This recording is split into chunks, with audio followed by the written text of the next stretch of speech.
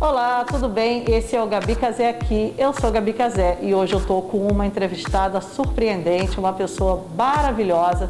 Quero apresentar para vocês que é a Ária Cápia. Olá! Tudo bem?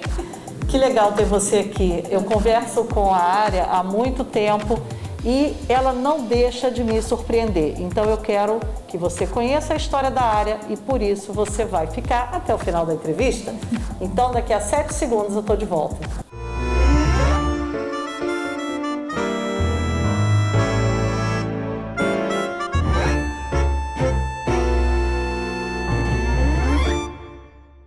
Ária, obrigada pelo convite que você aceitou. Eu fiquei muito feliz quando você entrou em contato comigo. Eu não tinha ideia que você já tinha entrado na Argentina em novembro de 2020. Você aproveitou aquele período de abertura piloto. Isso. E veio com a família inteira. Sim. Aproveitamos aquela pequena brecha de um mês e passamos todos juntinhos. Você imaginava que ia fechar logo em seguida? Imaginava e a gente começou o processo todo muito antes, porque a gente decidiu que vinha, aí veio pandemia, veio tudo e ficou nessa abre, não abre, se abrir não se sabe como vai abrir, então a gente desfez de tudo, entregou o apartamento, ficamos à deriva, vivendo de Airbnb, e da casa da minha mãe, eu e meu marido com 2 crianças pequenas, deixamos tudo pronto, esperando uma brecha para passar.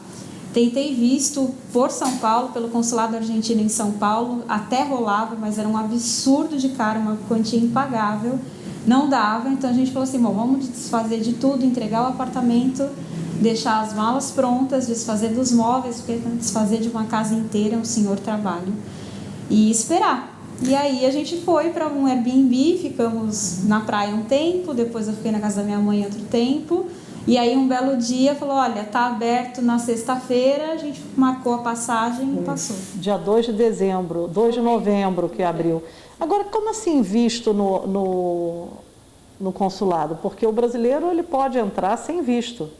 E vocês são brasileiros, não é? Mas como só estava podendo passar quem era residente, dava para pedir a residência pelo consulado não argentino. Vale a pena. E é super moroso. Sim. O que a Ária está explicando é o seguinte, quando o brasileiro vem morar na Argentina, apesar dele ter residência, dele ter possibilidade de vir morar sem visto, ele quando chega aqui, ele faz um processo de radicação, né? Tem vários vídeos no canal, dá uma olhada aqui nesses cards, onde eu falo sobre isso, radicar-se na Argentina. Você entra como turista e logo faz a sua radicação. E esse processo, ele também pode ser feito no Brasil, mas nem é comum. Inclusive, não é aconselhado, não é aconselhável você fazer esse processo no Brasil. Não façam isso. Eles cobram 300 unidades consulares, que é equivalente ao dólar, e é muito mais caro e tudo mais. Nós 4 juntos, 2 adultos, 2 crianças, criança não paga taxa migratória se vem com os pais, mas mesmo assim dava R$10.000 na cotação do dólar do fim do ano no Brasil. Não vale a pena. Inclusive o processo de imigração aqui, ele é bem econômico, né? Você já recebeu o DNI? Já, todos temos DNI. Ah, que bom. Então, quer dizer, foi relativamente rápido. Foi muito tranquilo, a gente fez. Chegamos aqui no dia 2, aí precisava convalidar os documentos no consulado brasileiro. Foi o que mais demorou. Porque o consulado está fechado, né? Sim, aí tinha que marcar turno, conseguimos turno só para o fim do mês. Então, o primeiro mês inteiro de novembro a gente perdeu. Sim. Aí fomos para lá para fazer a convalidação no fim de novembro. No outro dia a gente subiu no Radex. E pronto, fizemos a cita lá, foi no dia 4 de janeiro, que legal. Bem depois da virada do ano, e aí chegou, tá todo mundo devidamente documentado. O consulado, ele pede para que você leve a certidão de nascimento das crianças para ser carimbada. E fora isso, você precisa também carimbar os seus antecedentes penais, né? Esse processo de imigração para a Argentina não é difícil. Como eu te falei, eu explico tudo isso aqui no canal, vale a pena. Você vê que a Ária é uma pessoa que não teve problema nenhum de fazer isso com a família. Ainda bem lembrou isso, né, que as crianças não pagam, filhos menores de 16 anos não pagam o processo de erradicação. Agora vamos lá, como é que você me surpreende? A gente conversa quando você estava no Brasil, trocamos algumas ideias, você me perguntou a respeito de como que era alugar aqui na Argentina e me deu a informação que vocês tinham uma empresa em São Paulo, que é um conservatório de música.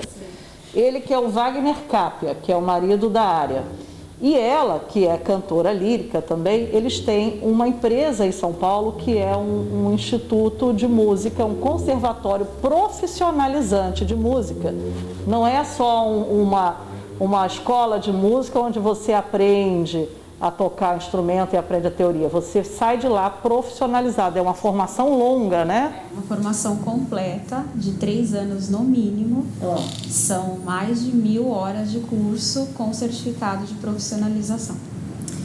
Imagina ela me falando isso pelo telefone e dizendo que queria vir morar aqui na Argentina porque eles estavam querendo, inclusive, fazer um trabalho home office, ter uma parte virtual, né?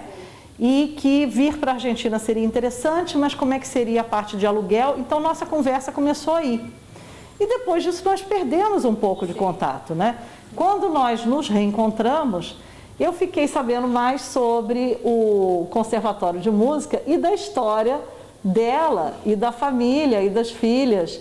E fiquei encantada, quero compartilhar com você que está assistindo o Gabi Casé aqui. Eles têm uma banda. Me conta a respeito da sua banda, que eu estou com várias curiosidades a respeito. Bom, nós somos músicos e é uma profissão que você pode viver em qualquer lugar. Todo mundo vai falar a linguagem musical. Área, você está falando isso, mas normalmente as pessoas entendem que quem é músico não pode viver em qualquer lugar. As pessoas deixam de ser músico porque que tem medo de não conseguirem viver de música. E vocês não só vivem de música, como dizem, a gente pode viver em qualquer lugar. E é fantástico. Qual é o segredo? Qual foi a sacada? Bom, a banda hoje está já com os hermanos, a gente já remontou a banda aqui com músicos aqui de Buenos Aires, porque nós temos um guitarrista no Brasil, a gente sempre trabalhou, eu sou vocalista, meu marido é tecladista, e nós sempre trabalhamos com músicos convidados, nunca com uma formação muito fixa. Tentamos várias vezes a formação fixa, mas nunca deu certo. Então a gente sempre trabalhou com músicos convidados. A gente tem um guitarrista que está em São Paulo, mas com essa coisa de fronteira fechada não consegue vir, a gente não consegue voltar. A gente tem uma agenda para cumprir em São Paulo, assim, isso tudo passar, porque todos os nossos shows de 2020 foram cancelados. Então a gente tem uma agenda que, quem sabe, era 2021, já passaram para 2022, vamos ver o que acontece. Mas a gente só tem um guitarrista que é um músico fixo em São Paulo. Aí chegou aqui, o que nós vamos fazer? Vamos procurar músicos. O nosso produtor ajudou, ele indicou uma pessoa daqui, uma moça que é daqui, ela é portenha, e ela faz esse trabalho de ajudar bandas e tudo mais. Ela já trabalhou com o meu produtor em outros projetos. Seu produtor é uma pessoa super conhecida na área da... O rock é um dos mais importantes. A banda dela é de rock metal sinfônico. Falei corretamente? Symphonic metal. É Symphonic Metal que chama? Isso. E o seu produtor musical, ele é grande nessa área de Symphonic Metal também. É um dos maiores cantores do mundo e um dos principais produtores do mundo nessa área. Reconhecido no mundo todo, quer dizer, o Brasil tem uma presença mundial nessa área. Angra, Xamã, Noturno, são bandas mundialmente conhecidas, além do Sepultura, que é de outro segmento. Mas o Brasil tem uma grande presença internacional no heavy metal. Eu perguntei isso para você outro dia. Eu falei, e o Sepultura, né? Você me explicou que o Sepultura é death, é metal pesado. Metal pesado, death metal. Trash com death. Mas é tudo heavy metal? Heavy metal, aí tem os filhos, né? Symphonic, Power, aí vai. Tem Classic Rock é outro tio. Não tá aqui nessa janela. Iron Maiden é o quê? É metal, é tradicional, heavy metal tradicional. E White Snake, é o quê? Classic rock, musiquinha pra dormir. É música para criança? De boa. E nos Estados Unidos tem alguma referência como essas que eu citei, por exemplo, na sua área, que é o Symphonic Metal? Não, é super difícil entrar no mercado americano, eles não consomem esse tipo de som. O americano consome muito blues, o jazz, muita coisa de folclórica. A metal mesmo não entra muito lá, não. O forte mesmo é Europa e Ásia, é absurdo de forte. Ásia? Ah, meu Deus, eu não sabia, porque tem um grupo fortíssimo, que inclusive vocês eram o maior cover no Brasil. Fomos um dos 5 maiores do mundo, 2 anos consecutivos, que é o Nightwish. Nightwish. Sim. E a sua banda chama Eve Desire.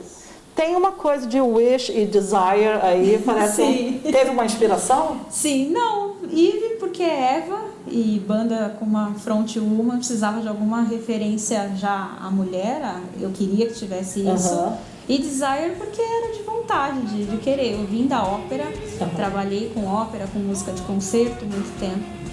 A sua formação é como cantora lírica? Cantora lírica, sim, clássica. E aí também depois eu fiz regência, me tornei maestrina, mas eu entrei na música por causa do rock. Só que quando você entra na música, você vai assim, eu vou estudar música erudita. Ainda mais que eu queria cantar symphonic metal, eu precisava de técnica de canto lírico. Você já sabia que você queria isso? Sim. Quando eu ouvi a Tária cantando, a vocalista do Nightwish cantando, eu falei, é isso que eu quero fazer o resto da minha vida. Eu já sabia que eu queria cantar, desde sempre. Eu não tenho lembrança da minha vida, sim. Eu não tenho lembrança da minha vida sem a vontade de ser cantora. Não me lembro disso, mas eu não sabia o que eu queria cantar, porque na minha casa não tinha, minha família é humilde, era no máximo ali o Roberto Carlos, era aquilo ali. Nossa, minha mãe adora o Robertão, e era o que tinha. E eu não sei de onde veio essa vontade de querer ser roqueira, de querer cantar ópera, de querer cantar... Eu não sei de onde veio. Eu não me lembro. Não, e associar isso à música clássica, né? Porque vocês respiram música clássica, sua filha estuda piano, seu marido é professor de piano, vocês têm um instituto, um conservatório de música e toda essa formação clássica aliada ao metal. Sim. Né? Então é uma mistura que surpreende a maioria das pessoas. Sim, né? O conservatório a gente montou nesse viés, porque para quem quer ser roqueiro não tem o estudo só da música popular, do jeito que ele é feito no Brasil, e é uma coisa, infelizmente é muito brasileiro isso, é errado. Explica melhor assim. O que a música não é ensinada de uma maneira... Ensino a tocar. Você quer tocar? Aperta aqui. Mas não ensina o que como tá fazendo. Lê partitura. Não tem. Isso é muito brasileiro e infelizmente é muito errado. Então, quando você quer estudar música popular, que o rock é música popular, você não encontra formação pesada tanto quanto é no erudito. Formação pesada não de ruim, mas pesada de parruda, de formação. Quando a gente abriu o conservatório, ele abriu primeiro na Avenida Paulista, hoje ele está em Moema, na Avenida Ibirapuera, presencial, e online, o presencial está fechado, e está online para o mundo todo. Quando a gente abriu muito claro assim, vamos fazer um centro de formação profissional para roqueiros. Que assim, tenha uma consistência tão grande quanto é normalmente a erudita. Sim, legal, entendi o conceito. Agora, uma coisa que você me falou que chamou a atenção, que talvez seja interessante para todo mundo que esteja assistindo, você que está assistindo agora, essa transição do físico para o virtual se impôs por causa da quarentena, né? Por causa da pandemia.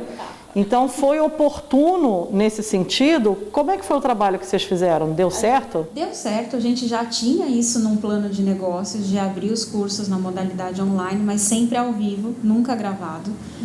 Mas era um plano.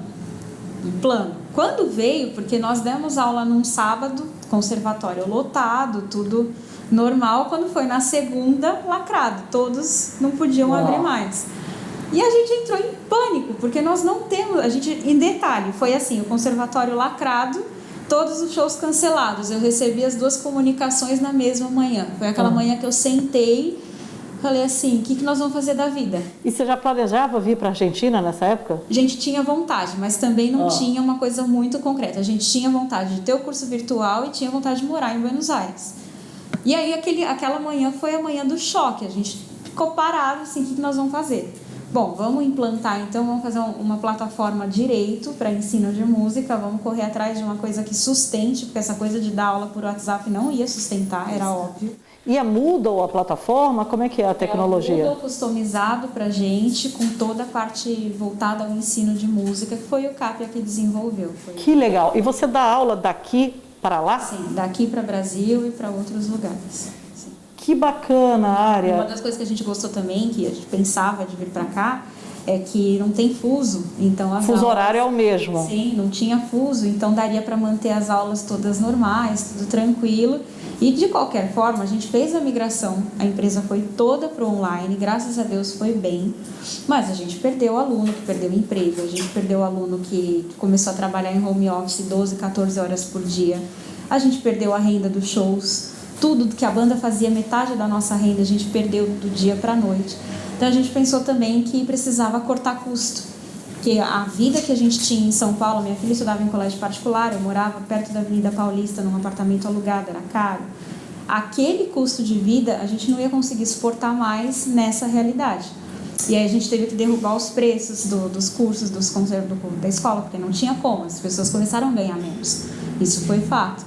Aí a gente pensou, juntou a necessidade de cortar custos, juntou a vontade de ter uma vida melhor, juntamos aquilo que era um plano de vir morar aqui, e foi a necessidade, a oportunidade, e cá estamos. E vocês agarraram, né? Sim. Olha, essa é uma excelente oportunidade para você dar um like consciente, porque esse like tem a ver com o que a gente vai falar agora. Inclusive, se você não tiver inscrito no canal, se inscreva no canal, porque eu sempre estou trazendo conteúdo sobre a Argentina. Área, marido e 2 filhas, morando em São Paulo, capital, com uma empresa grande, com alunado, com tudo mais, trabalhando com música, que é um ramo super nichado, né? Tinham desejo de morar em Buenos Aires. Eu já vou te perguntar por que Buenos Aires, tá? Uma coisa que você falou foi a respeito do fuso. Agora, esse custo de vida fixo, esse gasto fixo que você tem em São Paulo, ele diminui quando você vem para Buenos Aires, certo? Penca, é muito melhor. E a qualidade de vida? Exato, é muito maior. Mesmo agora, ou a Argentina acabou, virou China, está falida, como é que é isso? Às vezes eu assisto algumas coisas do Brasil e falo assim, deve existir outra Buenos Aires num universo paralelo que não é a que eu vivo. Eu penso assim, deve ter no multiverso, tá na moda isso agora, né? Então, isso não é possível. Não é possível, é outra Buenos Aires, não é a que eu conheço. Claro, eu já conhecia a cidade antes, eu já tinha feito cursos aqui antes, por isso que eu quis vir pra cá. O meu marido veio na minha, ele não conhecia. Ele comprou junto com você. Eu falei, vamos embora pra Argentina, vamos pra Buenos Aires. Me fala do custo de vida. Você citou colégio particular de filho, também a gente tem o item de plano de saúde, aluguel de apartamento. Você pode falar, porque a ideia dessa entrevista é trazer para a pessoa que segue o meu canal outras experiências que não só a minha. Sim. As pessoas me perguntam, Gabi, como é que é para você? Como é que é a escola para filho? Como é que é custo de vida? E eu falo quantas vezes forem necessárias. Eu tenho até curso respondendo essas questões, de tanto que eu falo sobre isso. Mas eu quero trazer opiniões como a sua, vivências como a sua, que veio em família. Suas filhas têm quantos anos? 7 e 3. Então, diz para mim como é que foi a diferença, dentro do que você puder contar, né? Não, vamos, tranquilo. Bom, o nosso custo de vida em São Paulo era absurdo, porque a gente pagava aluguel numa região nobre. Aí fala assim, por que vocês não moravam num lugar mais barato? Porque eu ia levar 3 horas para chegar até a Paulista para trabalhar. 3 horas, são 3 alunos que eu estou perdendo e 3 que o meu marido está perdendo, porque era 1 por hora que a gente... Era o seu estilo de vida em São Paulo. Então, não tinha sentido ir morar num lugar que fosse mais barato. Então, a gente tinha um custo de vida muito alto. A escola dela era ali na Vergueiro, uma escola caríssima. Uma escola boa, mas uma escola caríssima. A pequena ainda não ia para a escola, eu levava para trabalhar comigo justamente para baixar as contas. Aí convênio médico e tudo mais. Convênio médico lá no Brasil, por exemplo, é comum a gente pagar mais de R$1.000. Sim, muito comum. Né? Mais até, né? Para mais gente? Nós 3, eu e as minhas filhas. O meu marido não, porque o meu marido tem mais de 50, só o dele, ele nem tinha convênio em São Paulo. Porque só o dele ia ser mais caro do que nós 3 juntas. Então, nós 3 lá, uma noção de preço, a gente pagava quase 1.500. Aqui, nós 3 estamos pagando R$300. As 3 juntas, né? Isso para um plano particular, que é o pré-pago, que o seu qual é? O Omnis. O Omnis. Tem o Omnis, tem o do hospital alemão, tem o do hospital italiano, tem vários aqui, tá? No meu curso Viver Buenos Aires eu explico quais são as opções de convênio. E você também tem a saúde pública. Vocês já precisaram usar a saúde pública aqui em Buenos Aires? Não, quando precisou a gente já foi para o Omnis. Ah, é? Aquela história da crise renal foi já com o Omnis? Sim, foi já com o Omnis. Porque a desvantagem do Omnis parece que é por conta do tempo de espera, né? Sim, mas eu não sei, eu tenho medo de julgar, porque eu não sei se é um cenário da pandemia, Eu acho porque que eles é. estão evitando que você vá fazer procedimentos rotineiros, né? Então reduziu muito e tal, ou se é assim. Não sei, pode ser, Sim. eu acho que é pela pandemia, que não era assim antes. Pelo menos a pessoa que me indicou já usava antes da pandemia e falou assim, não, agora tá assim e tá geral. Nem Tá. adianta pensar muito em mudar, porque vai trocar 6 por meia dúzia. Até no hospital público, né? Se você tem um mal-estar, uma coisa assim, a orientação é que não busque orientação, a menos que seja realmente uma emergência médica. Aí, se for alguma coisa mais para o lado de Covid, tem os centros de testeio, Sim, tudo né, separado. os centros febris, que é quando você já apresenta febre. É bem organizado, né? Me parece que sim. Me parece. Eu tenho visto isso. Mesmo as escolas. A minha filha mais velha fez em janeiro a colônia de verão do governo. E hoje Do governo. Elas estudam aqui em colégio público. A mais velha está no público e a pequenininha está nas financiadas, nas católicas financiadas. Vamos falar sobre isso. Agora, você, em sã consciência, imaginava sua filha mais velha, de 10 anos? 7. Nossa, ela é grandona, pensei que tivesse 10. Num colégio público lá no Brasil? De jeito nenhum. De jeito. Em São Paulo, imagina, de jeito nenhum. Aqui a gente já veio com essa intenção. Eu sabia da educação, é só você olhar os números, né? Sim. IDH Brasil, IDH Argentina. É só você olhar os números que são oficiais, não é o que eu estou falando, que você está falando. São números oficiais que É você surpreendente. A gente, como pai, meus filhos estudaram também em colégio particular no Brasil. Aqui, colégio público. Quer dizer, é um gasto que simplesmente desaparece. some. E a pequena, a gente não conseguiu vacante para ela, as duas foram assignadas, depois até conseguiu, só que ela já tinha começado na outra escolinha, não ia mudar, tadinha, né? As escolas católicas aqui na Argentina são subsidiadas pelo governo. Talvez tenha alguma coisa a ver com o Papa ser argentino, será? Acho que não, acho que é de antes. Porque a única coisa é que realmente católico, né? eles pedem que você mostre a certidão de batismo da criança. A Argentina é um país super católico. Você não vê essa conversa o dia inteiro, mas você sente que é um país católico. E o que acontece é que as escolas privadas católicas possuem um valor bem mais acessível. Quando eu digo bem mais acessível, eu vou te pedir o exemplo. Quanto mais ou menos ela paga de colégio? Mais de R$100, gente. Um colégio particular que eu pagaria em São Paulo quase 2.000. E o colégio é bom? O colégio religioso? Os dois. Aqui está no público, eu estou muito bem impressionada. Ontem veio um comunicado que se você não tem computador, você pode solicitar o tablet na secretaria. Claro, você tem. As crianças têm direito a computador. Falei, sério isso? Eles têm direito a computador para fazer as lições, que uma professora de inglês está carregando as lições lá no Classroom e falou, olha, para quem não tem, pode solicitar. A gente não precisa, a gente tem, mas poxa, né? É uma escola pública. É uma escola pública. Eles recebem comida, tem a coisa do almoço na escola, quem faz a jornada integral. Sim. E quem não, agora o meu filho está recebendo uma que chama Bolsa Refrigério. Vem fruta, iogurte, leite. Sim, eu também recebo. Leite, é muito legal, mate. Mate, todo mundo toma mate aqui. E não é a criança que vai tomar mate, né? Eles pensam na família. A criança toma também. Será? Toma. Gente, toma. Argentino? Se eu der pras minhas, toma mate, acho que na mamadeira já bota mate. A minha não dorme nunca mais se eu der mate. Não. Deixa assim. Que legal, Área. Olha, e a música aqui na Argentina? Você falou que já gostava da cena cultural aqui. O que te atrai em Buenos Aires em relação à música? Tudo. Aqui você respira arte. É uma comparação que parece tosca, mas funciona. Entra num Uber em São Paulo. De 10 Ubers que você entrar, 9, pelo menos a gente que tem um pouquinho mais de educação, de formação cultural, vai pedir para desligar. Você não aguenta ouvir aquilo. É muito ruim. Incomoda o ouvido, né? Sim, não tem condição. Uma coisa é a música ser simples, outra coisa é a música ser ofensiva, ser pobre, que isso é reflexo da educação.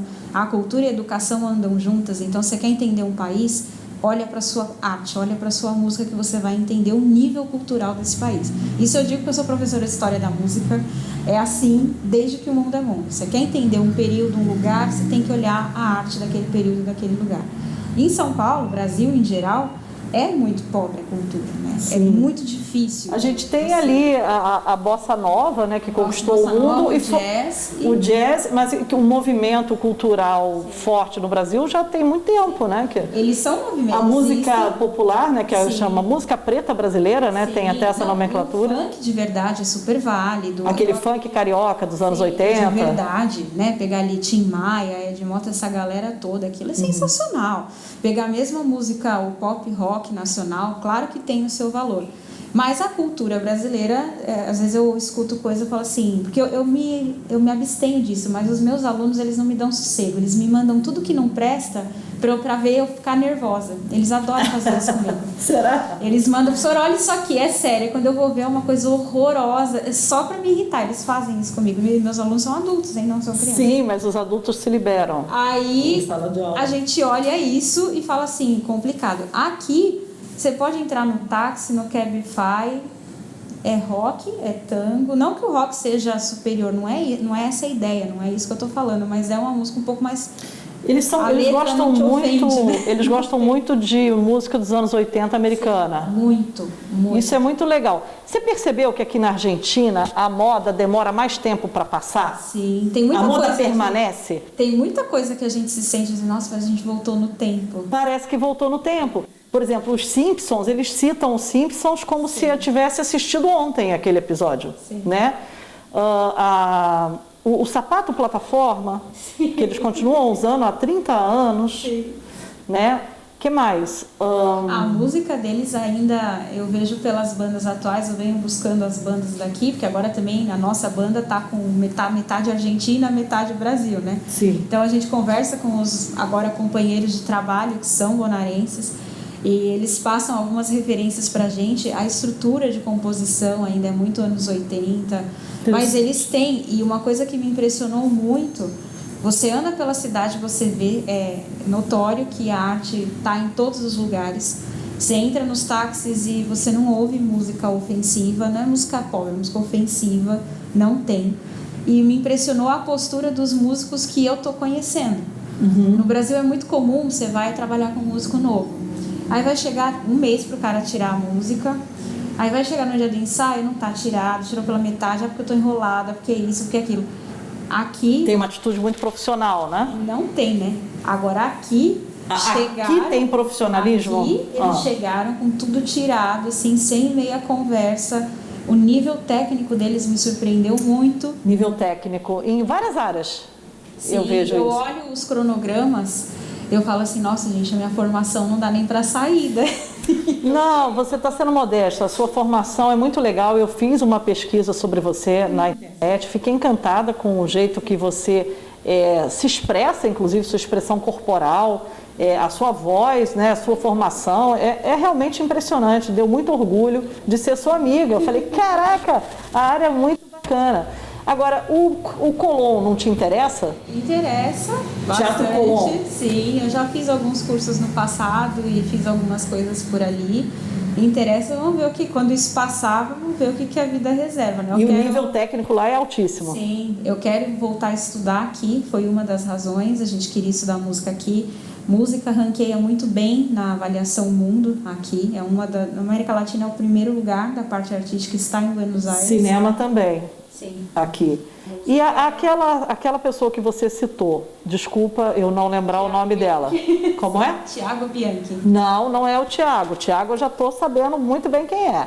Eu estou falando daquela cantora do Nightwish. A Natália. Sim. A Natália, tá? A Natália. Não, é Tarja. Tarja. Tarja. Aqui Tarja. não sei como fala o nome dela. Bom, a Tarja, ela não tem uma ligação com a Argentina? Ela morou aqui, ela é casada com um argentino, a filha dela é argentina e ela morou aqui muitos anos. Até tem um povo sem graça que fala assim, eles vão para Argentina porque a Tária mora lá. Não, gente. Não é porque a Tária mora. E ela é finlandesa? Como é que é? Finlandesa.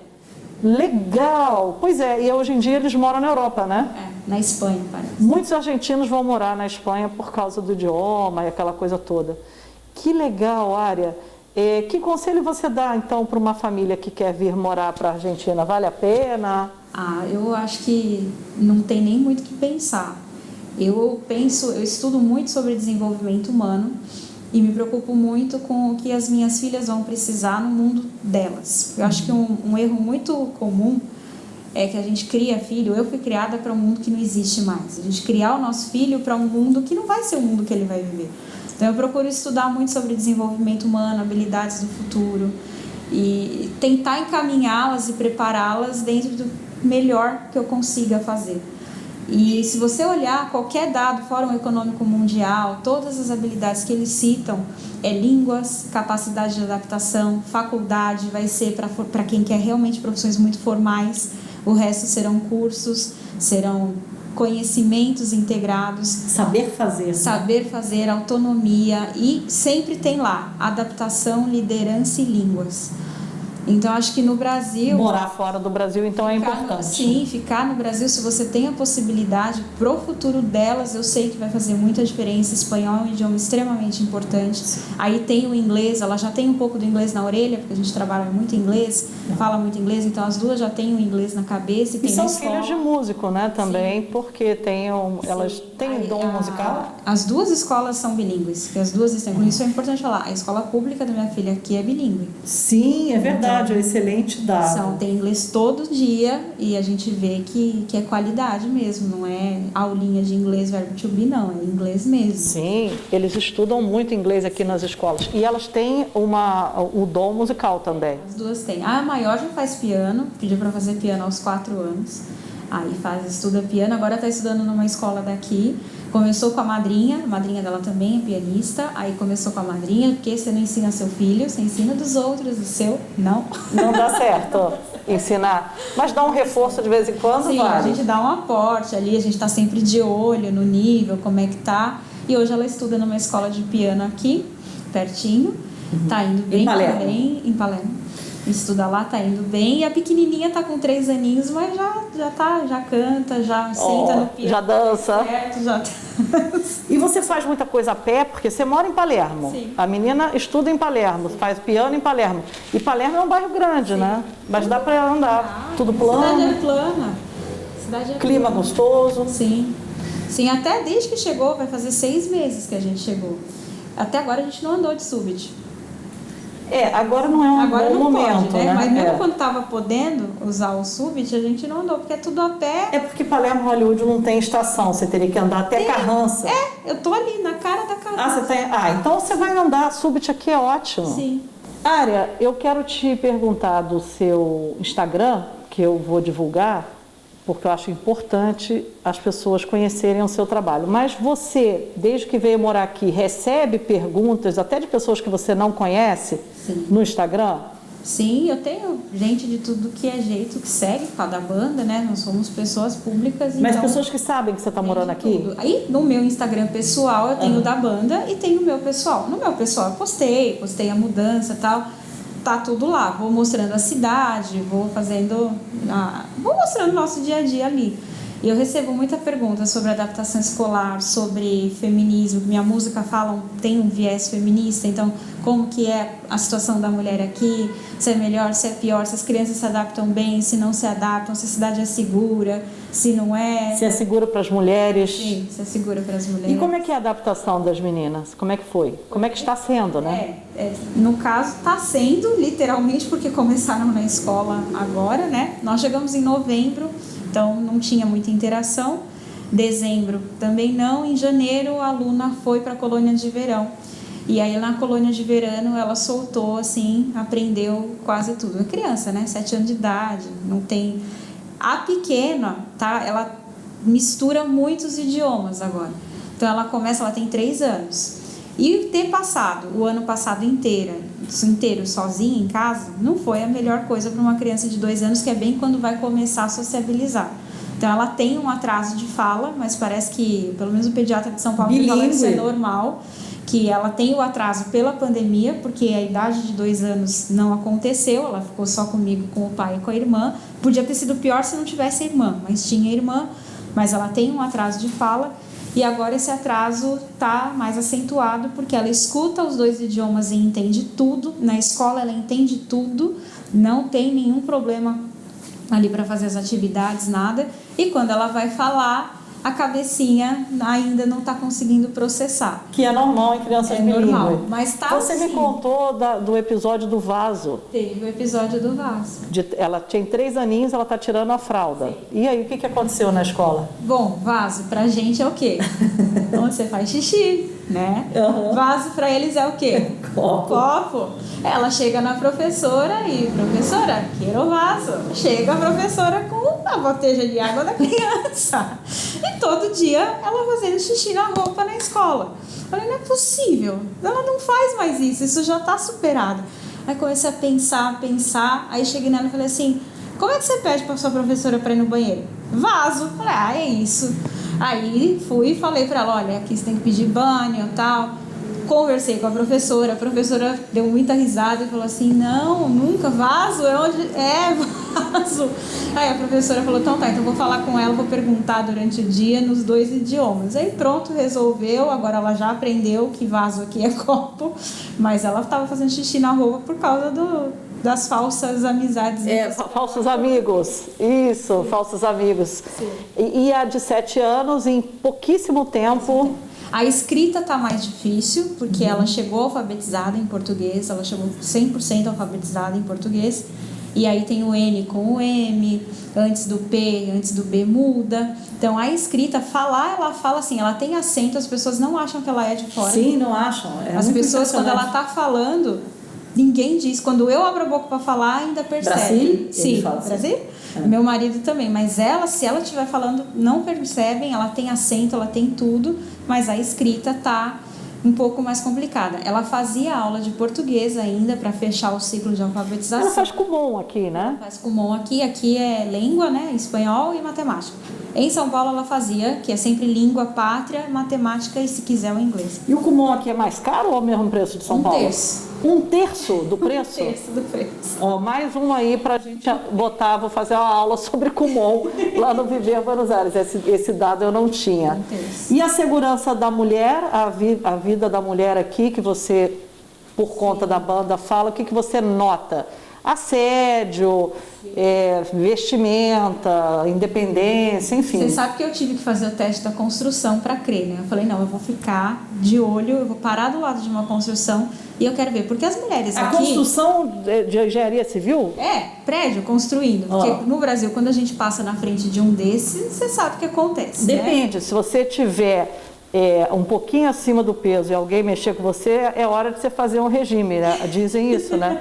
Se você passar pela construção e ninguém mexer com você, quer dizer que você está ótima. Agora, se você receber uma cantada, você corre para o regime que o negócio está pegando. Não, é muito difícil. E aqui a gente percebe, eu vim em janeiro, alto verão, aquele calor que faz aqui, as mulheres andam muito livres, de top, de shortinho curto. Elas andam muito mais livres. curto, inclusive, do que no Brasil. Sim. O meu marido fala, gente, esse povo anda de biquíni, porque elas vão tomar sol na praia, né? Na praia, na praça. De biquíni. E aí fica lá de biquíni e elas andam assim, totalmente livres numa metrópole, como se nem fosse com elas. E a gente em São Paulo, ninguém olha. A gente em São Paulo, você põe uma roupa apertada, você já aguenta, daí da hora que você sai, da hora que você chega, você já tem que aguentar um monte de, né? E na construção, ninguém mexeu? Ninguém mexe. Eu fiz a questão, era janeiro, um dia quente, a mulherada andando com pouquíssima roupa, com tudo curto, mulheres bonitas. As mulheres aqui são muito bonitas. Elas são, né, todas bem estilo europeu e tal, ninguém mexe. Não acontece nada. As minhas filhas, elas andam de patinete e eu não tenho medo que vai roubar. Se eu paro num café com elas, eu não tenho neura de fica aqui do meu lado. Não, porque... Só não deve botar celular na mesa, porque tem muito furto aqui. Sim. Principalmente na nossa região de Palermo, que é uma região mais turística, você não deixa celular... assim, né, que a pessoa pode passar e pegar, tá? Agora tem muita polícia também, a cada quadra tem um policial parado. E é uma coisa engraçada que aconteceu, a minha filha mais velha, eu não sei por quê, porque nunca aconteceu nada, ela tinha muito medo de polícia. É mesmo? Eu não sei por quê, ela viu um policial e ela ficava, mãe, polícia. O que tem? É a polícia. E aqui ela tem que lidar, porque tem polícia em cada esquina. Em cada esquina. E passou, aí ela, entendi, a polícia não tá para prender, para brigar, eu falei, mas só para quem precisa, né? Para quem fizer alguma coisa, infringir a lei.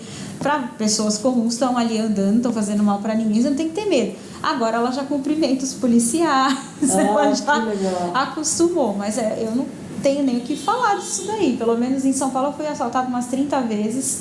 Entre carro, celular, bolsa. Que medo, sério? Umas 30 vezes fácil. E aí aqui a gente olha. Abordada para o assalto.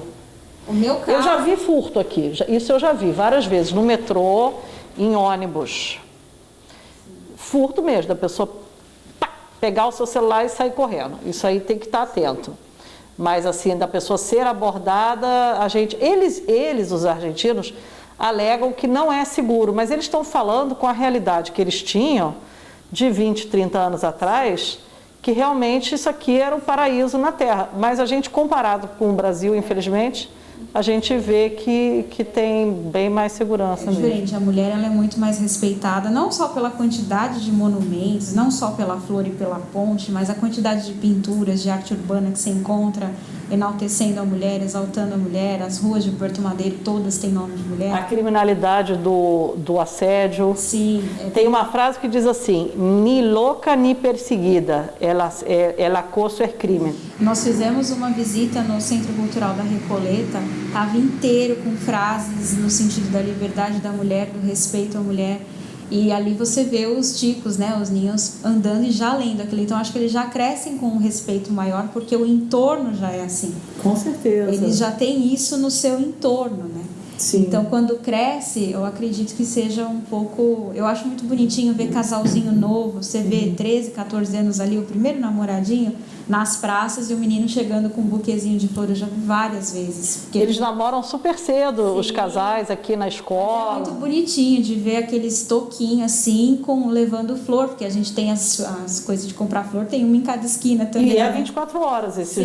Eu nunca entendi isso, os quioscos de flor aqui são 24 horas. E aí você vê o molequinho indo lá levar flor. Pô, eu fico mais tranquila. Eu não sei se a gente vai ficar aqui muito tempo, pouco tempo. Eu espero que vocês fiquem tempo suficiente. Sim. E seu marido, que não tinha essa vivência de Buenos Aires, nunca veio como você fazer curso, curtir férias e tal, ele já se apaixonou pela cidade? Qual foi a adaptação dele? Ele gostou assim que chegou. Cativou. Ele estava bem cansado do Brasil, de tudo, de ser empresário no Brasil, de violência. A gente foi assaltar, levaram meu carro, estouraram o vidro do carro dele. Tudo acontece. E olha que a gente morava numa região nobre de São Paulo, mas em São Paulo não tem mais para onde correr.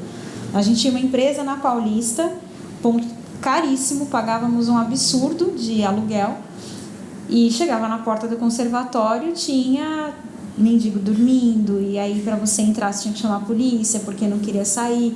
Então a gente estava muito cansado de São Paulo, de pagar e não dar conta, não dar vazão, e muita violência, e não ter, a única diversão que você tem é um shopping, porque você vai fazer porque não tem muita coisa. O que você mais gosta de fazer em termos de diversão aqui com a família?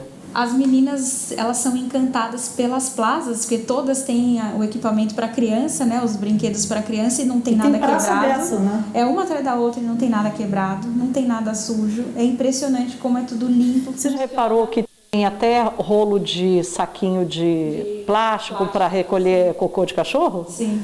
Isso eu acho legal nas praças. Elas gostam muito, a gente sai para andar e tomar café. Somos todos viciados em café. Só que aqui é um problema, né? Porque você tem que andar, porque senão você vira uma coisa de gorda. Porque é um em cada esquina, um mais lindo que o outro, eu quero sentar em todas.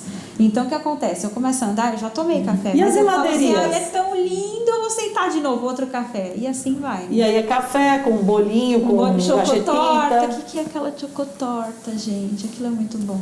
Ah, muito bom. Que legal. Chocotorta é muito bom. Então você tem, o mindset daqui é outro, né? Sim, eu tenho um amigo americano que fala que Buenos Aires é coffee oriented. Sim. It's a city coffee oriented. E as pessoas, inclusive, trabalham nos cafés. Você mesmo, outro dia, estava com um laptop, sim, querendo enchufar ali na parede. Enchufar é botar para enfiar na tomada, né? É um verbo que existe só para isso aqui. E para trabalhar no café, né? Eu faço isso toda semana. E é legal? Tranquilo, todos têm Wi-Fi, nunca tive problema, você coloca lá, trabalha o dia inteiro e é comum você ver as pessoas horas com um café. O garçom não fica, e aí, vambora, vamos sei que não. Eu me sinto mal, falo assim, nossa, eu só tomei um café, eu tô sentada aqui há 3 horas usando a luz do homem, a internet do homem, mas pra eles é normal. Normal. As pessoas simplesmente sentam e trabalham. E não tem nada que não seja muito bem montado, né? Tudo é bem decorado, né? Tudo é muito no detalhe, é tudo assim, tem um tema, cada café tem o seu tema, cada sanduicheria tem o seu tema. Então, realmente é lugar para você passar horas, né? Muda muito o jeito de você viver. O que eu vejo muito também são senhoras, às vezes, sozinhas, mulheres sozinhas, sentadas horas com uma taça de vinho ali. Uma vez na Recoleta eu falei, essa vai ser eu, velha, quando chegar a hora. Ela com 2 amigas, Heineken na mesa, elas estavam de andador, eu estou falando de idosas. Heineken na mesa, viraram a Heineken, daqui a pouco elas viraram 3 cafés na sequência para ser chique. E ó, falei, isso aí, ó, meu futuro. Olha só, com as amigas. Com as amigas virando Heineken e café depois só para Na quebrada. Só para dar uma quebrada. Na quebrada. Legal. Ari, adorei a entrevista, de verdade, gostei muito, acho que você contribui pra caramba pro que a pessoa busca, né, de saber da experiência. Então me diz, por favor, o seu Instagram da banda ou o seu Instagram pessoal, para que as pessoas possam te acompanhar. Bom, da banda é Eve Desire, em inglês, Desejo de Eva Band. O meu é Aria Medeiros Capia, com Y e 2 P's. No meu eu posto bastante coisa da cidade, coloco os nossos passeios, escrevo algumas coisas, alguns devaneios de vida de mãe expatriada, sem rede de apoio. De qualquer forma, está escrito aqui embaixo e na descrição do vídeo dessa entrevista você também vai encontrar tudo, né? Eu posso botar o link lá do seu instituto, porque a pessoa que está morando aqui na Argentina e quiser ser aluno do conservatório lá no Brasil, pode. Né? Então vai estar tudo isso aí, agora acompanha comigo o clipe. E tem também o LP, né? Tem. É muita coisa, gente. Tem o disco inteiro de 2020, que só foi lançado, mas não teve shows, obviamente. Mas tem vários clipes das collabs, esses festivais online que estão substituindo shows ao vivo. Estaremos no próximo, daqui da Argentina, de julho, o Argentina Metal Fest, já fomos convidadas. Então tá lá, Prelude to Singularity, para vocês ouvirem. E é isso, e agradecer pelo convite. Obrigada. Acho que esse é o nosso papel, influenciar pessoas, no sentido de inspirar pessoas a viverem a sua melhor versão sempre. Dividir, empoderar, é muito importante. Sim, e sempre pensando nisso, o mundo mudou, a gente não quer mais ver novela, a gente quer histórias reais. Então são sempre histórias que vão inspirar e que vão ajudar as pessoas. Então muito obrigada pelo convite. E o seu trabalho é maravilhoso, me ajudou muito no começo, me ajuda até agora. E que precisar, estamos aí. Obrigada, Aria. Bom, vamos agora ouvir a música.